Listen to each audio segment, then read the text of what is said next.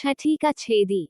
छठी के छात्र छेदी ने 36 की जगह 32 कहकर जैसे ही 32 ही दिखाई, गुरुजी ने छड़ी उठाए और मारने वाले ही थे कि छेदी ने कहा, खबरदार अगर मुझे मारा तो। मैं गिनती नहीं जानता मगर उत्पीड़न अधिनियम की धाराएं अच्छी तरह जानता हूँ। गणित में नहीं, हिंदी में समझाना आता है। गुरुजी चौराहों पर खड़ी मूर्तियों की तरह जड़वत हो गए। जो कल तक बोल नहीं पाता था, वो आज आंखें दिखा रहा है। शोरगुल सुनकर प्रधानाध्यापक भी उधर आधम के। कई दिनों से उनका कार्यालय से निकलना ही नहीं हुआ था। वे हमेशा विवादों से दूर रहना पसंद करते थे। इसी कारण से उन्होंने बच्चों को पढ़ाना भी बंद कर दिया था। आते ही उन्होंने छड़ी को तोड़कर बाहर फेंका और बोले, सरकार का आदेश नहीं पड़ा। प्रताड़ना का केस दर्ज हो सकता है। रिटायरमेंट नजदीक है। निलंबन की मार पड़ गई तो पेंशन के फजीते पड़ जाएंगे। बच्चे न पढ़े न सही, पर प्रेम से पढ़ाओ। उनसे निवेदन करो, अगर कहीं शिकायत कर दी तो। बेचारे गुरुजी पसीने पसीने हो गए, मानो हर बूंद से प्रायश्चित टपक रहा हो। इधर छेदी, गुरुजी हाय हाय, और बाकी बच्चे भी उसके साथ हो लिए। प्रधानाध्यापक ने छेदी को एक कोने में ले जाकर कहा, मुझसे कहो क्या चाहिए।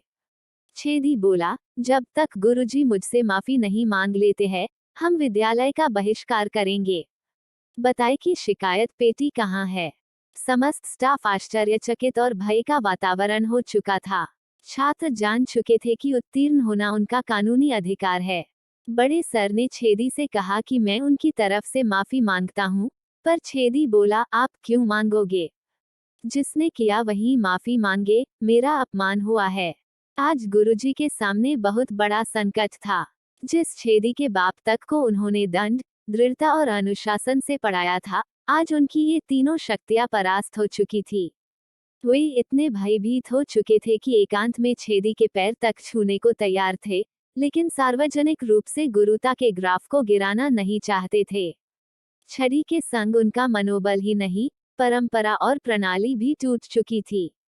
सारी व्यवस्था, नियम, कानून एक्सपायर हो चुके थे।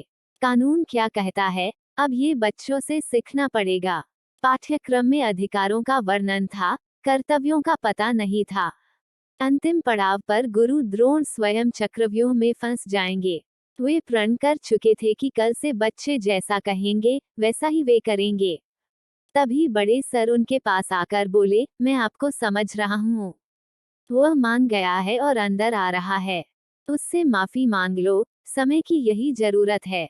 छेदी अंदर आकर टेबल पर बैठ गया और हवा के तेज झोंके ने शर्मिंदा होकर द्वार बंद कर दिए। कलम को चाहिए कि यही थम जाए। कई बार मौन की भाषा संवादों पर भारी पड़ जाती है। आजकल के गुरु का दर्द, किस तरह पढ़ाए बच्चों को। पढ़ाना मुश्किल हो गया है, और जमाना कहता है, मास्टर पढ़ाते नहीं हैं, फोकट की तनख्वाह लेते हैं।